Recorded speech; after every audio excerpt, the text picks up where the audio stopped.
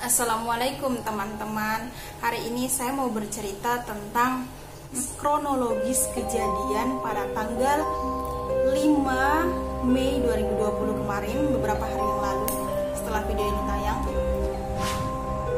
Kejadian penodongan pisau oleh 2 ekor maling oleh 2 orang kepada saya.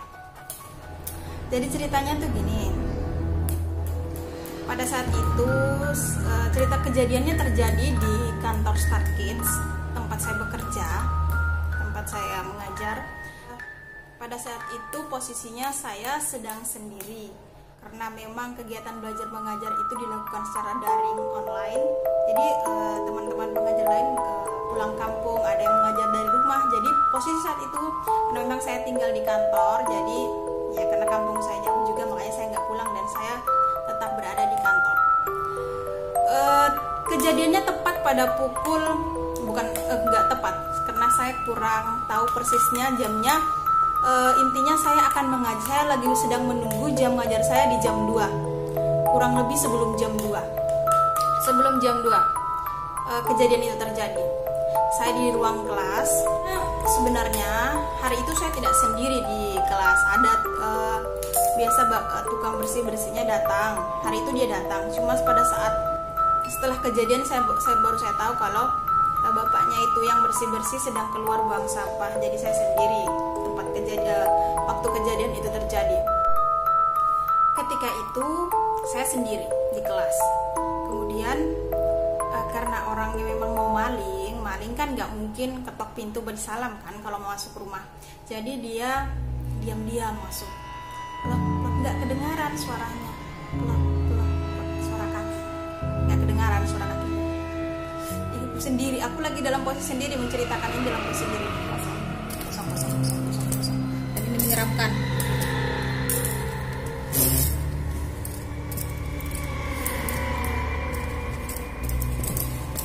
Oke, sudah.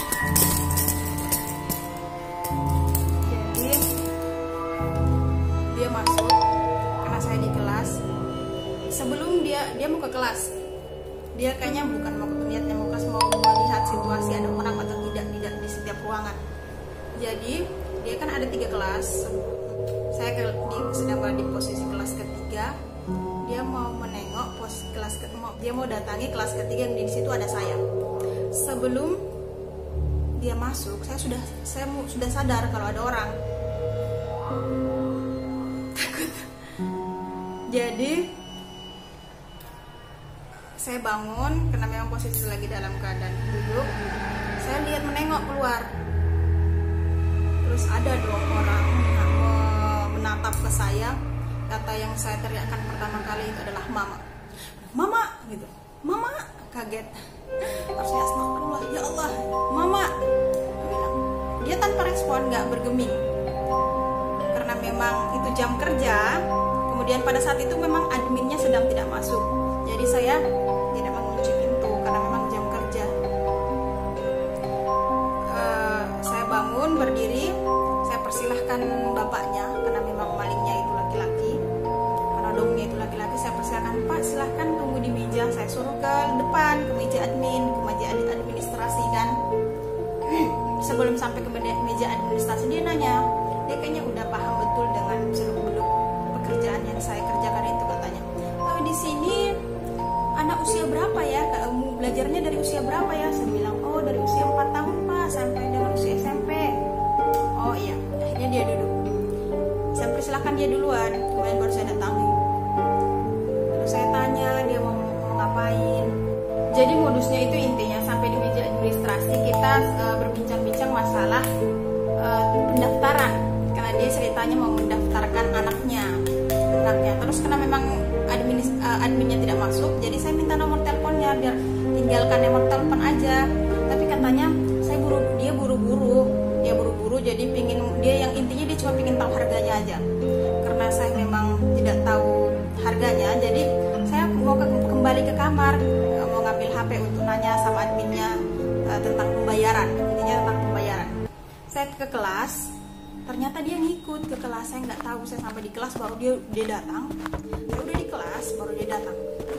Dia lari. kayak ada yang ketok-ketok rumah. Dia datang, dia nodongkan pisau ke perut saya. Dengan lemasnya saya duduk langsung, disuruh saya duduk. Pokoknya disuruh saya jangan bergerak. Ya lemas dong saya, langsung terduduk, ditodongkan pisau ke perut sambil dia, karena memang tas saya ada di dalam kelas, posisinya di dekat situ dan kelihatan jelas. Dia buka seluruh isi tas saya, dia ambil kartu saya, pokoknya dia keluarkan semua dari dompet, dan dompet itu kosong. Dia keluarkan semua, dia ambil kartu ATM. Kemudian kebetulan pagi tadi saya baru narik uang dari ATM 400.000, jadi semuanya itu diambil.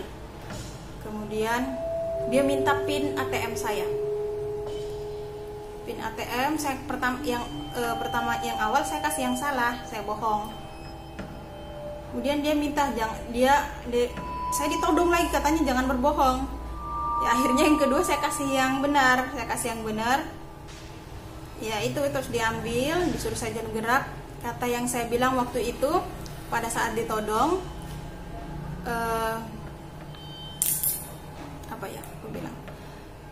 saya bilang, iya Pak, saya nggak teriak, saya membiarkan biar malingnya itu merasa tenang, jangan gerasak gerusuk biar dia tiba-tiba nusuk saya. Jadi saya bilang, iya Pak, saya nggak akan teriak, saya nggak akan lapor, tapi jangan ambil KTP saya. Itu yang saya bilang.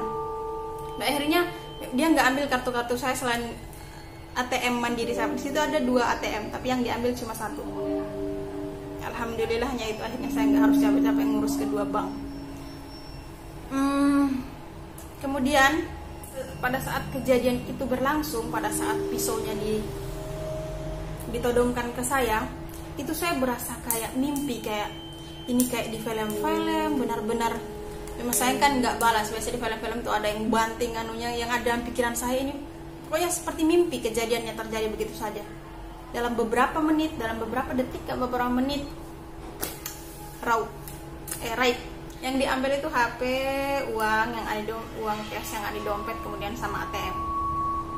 Kemudian itu saya setelah dia todong, pokoknya yang dia bilang jangan bergerak, diam-diam kamu. Pas saya bilang, Pak jangan ambil KTP saya, nggak tahu saya apa maksudnya, kenapa saya bilang jangan ambil KTP saya, kenapa saya nggak bilang jangan ambil uang saya, jangan ambil.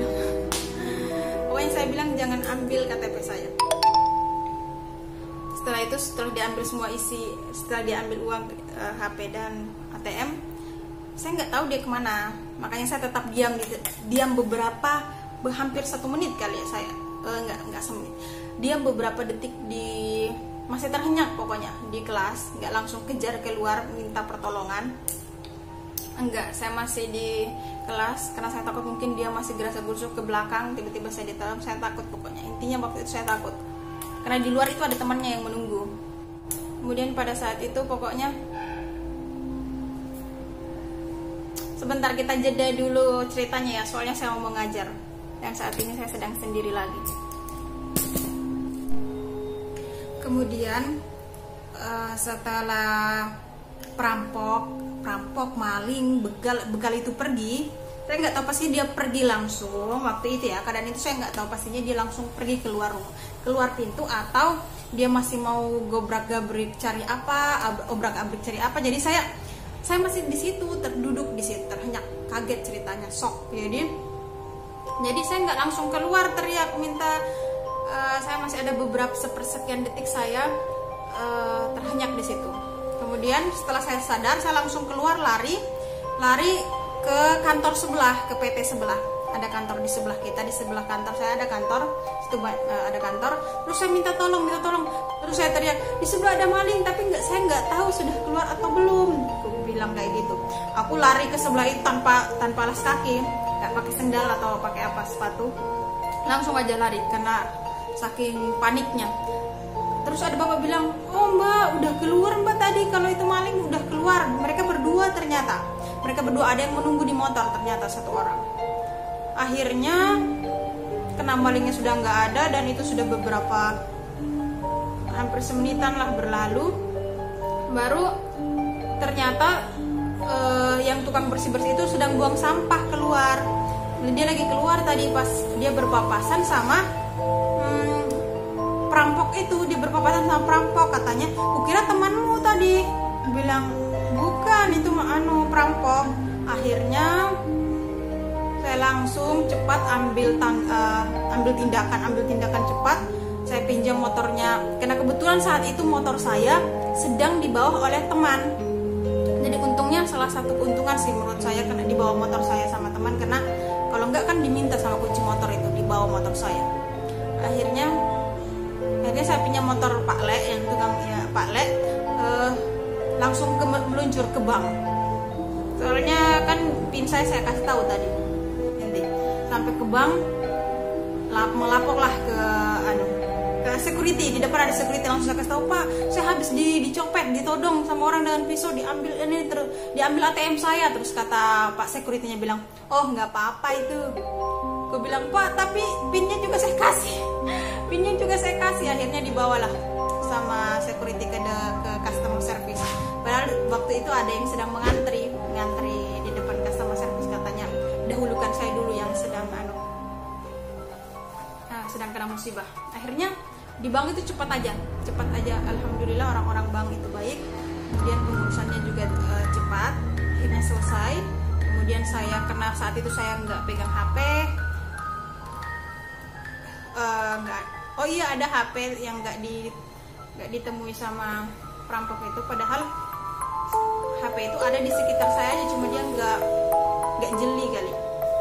HP kantor, HP admin di tempat kerja. Akhirnya saya cuma punya pegangan itu, tapi nggak ada pulsanya. Kemudian saya juga nggak punya pegangan uang. Jadi saya harus pergi ke kantor pusat untuk kasih tahu ke atasan kalau saya sudah dirampok dan begini-begini. Setelah dari kantor pusat, saya ke tempat kakak melapor. Itu perjalanannya jauh, dari satu tempat ke tempat lain itu jauh. Itu perjalanan, setiap sampai dalam perjalanan itu saya menangis terus. Itu masih shock. Kemudian lapor ke kakak. Akhirnya sama-sama kakak kita ke kantor polisi ngelapor. Akhirnya polisi datang buat ngecek, karena di tempat kita belum ada CCTV. Untungnya di kantor sebelah itu ada pasang CCTV. Jadi kita ngecek, kita ngelihat malingnya, perampok itu kata polisi pakai vario warna putih sampai detil. Polisinya tahu itu vario. Terus katanya knalpotnya jenis ini, saya nggak paham nggak ingat jenis apa knalpotnya. Terus tapi sayangnya perampok motornya nggak ada platnya bagian belakang. Soalnya kita cuma bisa lihat platnya bagian belakang. Kata polisi nanti kita selidiki lagi. Ya kita tunggu aja apa masih dihubungi sama polisi atau tidak. Semoga saja ketemu, dan berharap perampoknya, nggak tahu ya, saya punya harapan apa kepada perampoknya. Intinya itulah harapan saya, semoga kita lebih berhati-hati lagi. Setidaknya jangan terlalu berani untuk sendiri. Karena selama ini saya kan apa-apa sendiri. Mulai sekarang saya nggak tahu ya muncul trauma atau tidak. Pokoknya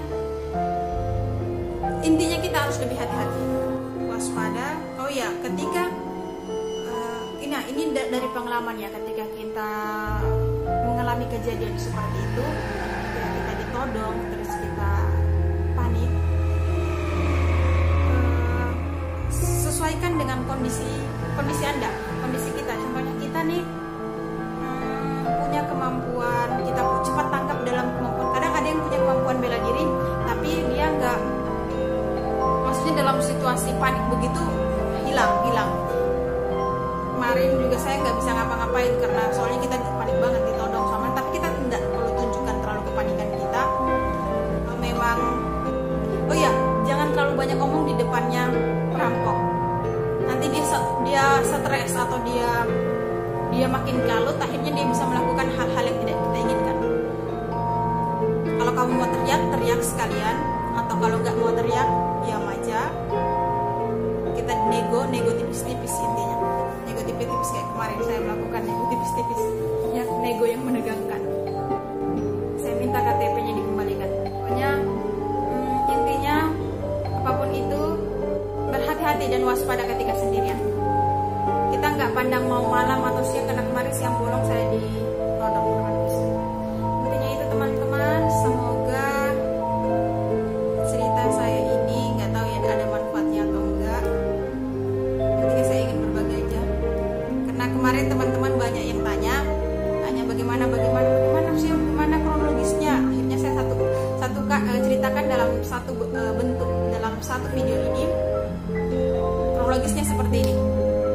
Jadi saya nggak ngecek satu-satu ke teman-teman. Jadi terakhir yang harus diingat teman-teman adalah kita belajar dari pengalaman ya. Yang harus diingat pertama, ketika kita berada dalam kondisi seperti itu, ketika kita ditodong, dirampok,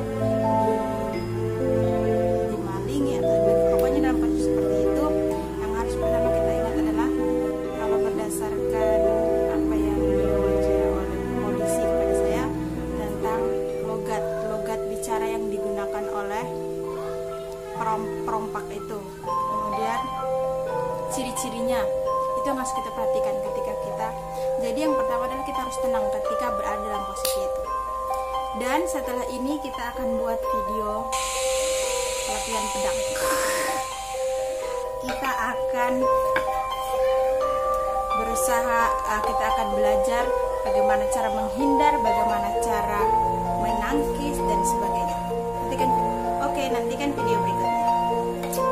Dadah. Oke. Itu saja cerita dari saya. Semoga puasa kita lancar dan mendapat berkah dari Allah Subhanahu wa taala. Kemudian kita diberi kekuatan dalam menghadapi pandemi yang sedang wabah saat ini. Kita diberi kesabaran. Apapun itu tetap percaya keajaiban Tuhan itu ada dan takdir itu pasti. Oke, teman-teman, dadah. Assalamualaikum warahmatullahi wabarakatuh.